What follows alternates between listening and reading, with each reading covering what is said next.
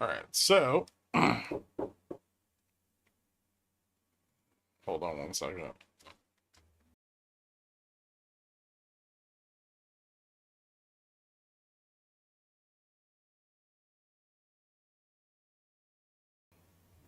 All right.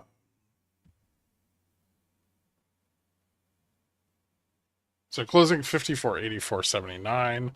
Uh, First close above delta neutral. The last, I think it's been a while. I closed below.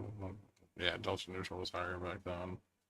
Since April 2nd, which is moderately significant. We closed about $40 above the market maker's expected move, and we blew out the 45.55 iron condor that somebody had put into place this morning. We did not get the 5,500 test, despite the best efforts of the bulls. But this does represent a breakout from the prior consolidation. The next level that's pretty important to the upside is probably where this gap is at like 55, 66.25 on ES. And then above that, 57.72 is going to be pretty important as well. So a little bit of a reversal going on here, but not confirmed one yet. We would still need to move quite a bit higher to confirm, probably fill the gap from April 2nd, which is up at around 56.70, almost a test of gamma neutral. And that's a ways off. So, but you know, it's looking kind of good for now. We do have kind of a double top here around 55.2250. I guess it's more like 55.28. We'll see what happens in the overnight. Obviously, this is all running on the back of, you know, Trump partially repealing tariffs, but not actually doing it. The dollar fell into the end of the day. Yields continued to decline, which seems to show some flight to safety that is still ongoing. So I don't necessarily trust the current upside price action. Generally, you know, we would want to see leverage expanding, not contracting. So this is not really great. Gold is also still up quite a bit. Speaking of commodities, commodities rose about 80 points today, with almost everything in the basket for this futures index moving up. Very specifically, though, gold and oil had very good days. Copper, some of the industrial metals as well. Correlation continued to pull down on the 1 and 3 month. I think the 3 month actually pulling down a bit more. So there's building some confidence in this move to the upside. And it doesn't seem that short vol is backing off just yet.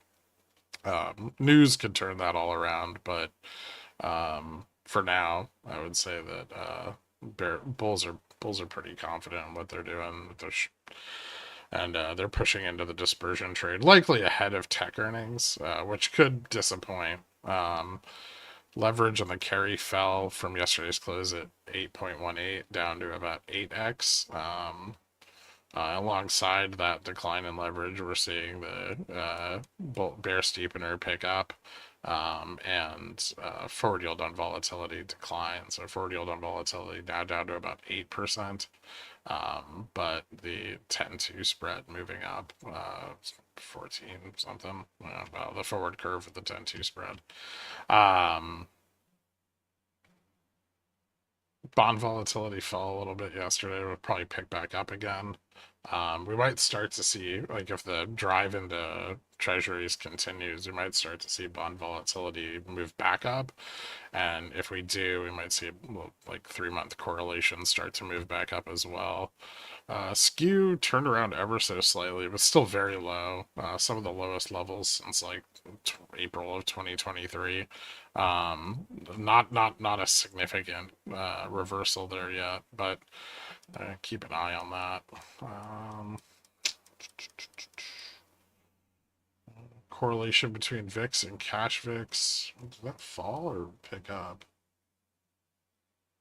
fell a little bit more, but still not dropping substantially. So we're definitely not seeing the kind of short vol, longer dated short vol positioning we were seeing back when we were in the bull market. So um, with the correlation very high like this, it's a really good chance that volatility rebounds again, and pushes up, back towards 30, 32.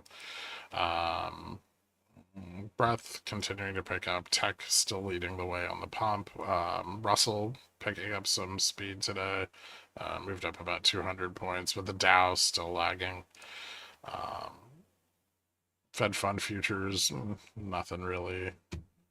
Bear Steepener picked up 0.39 today, although quite a bit more from its low. The 7-year auction today was kind of interesting. It printed a tail, and it was a little bit high on the prime bidders. I think it was around like 15.74%, which is a bit above average, but right around there. Definitely a big diversion from like the 2-year, which was I think like 11%. So continue to keep an eye on those longer term those longer term auctions, especially if prime dealers are picking up an excessive amount of the available stock.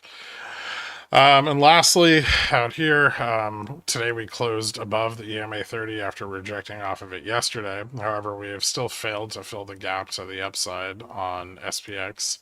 That gap is around 5,500, almost exactly 54.99.53.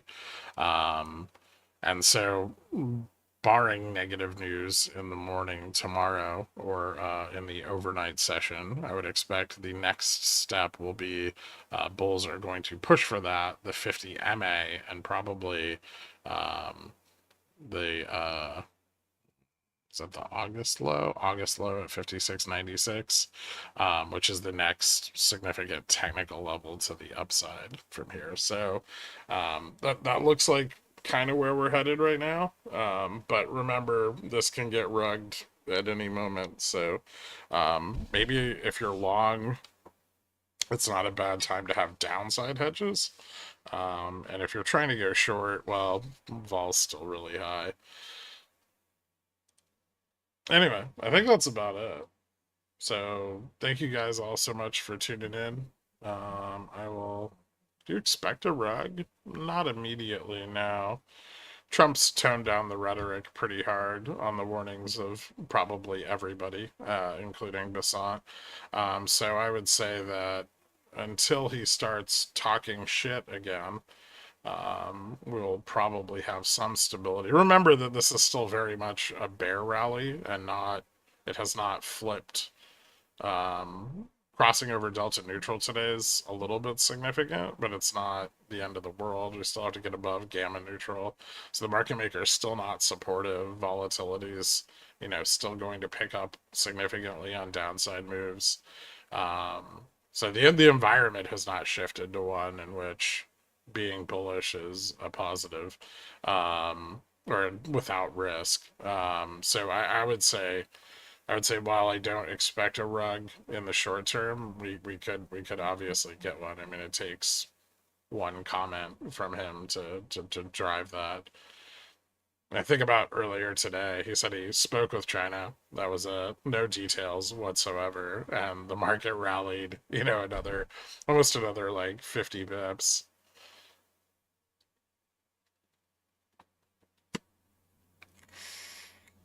Anyway, that's all I got. So I will see you guys bright and early tomorrow. I hope you all have a great night.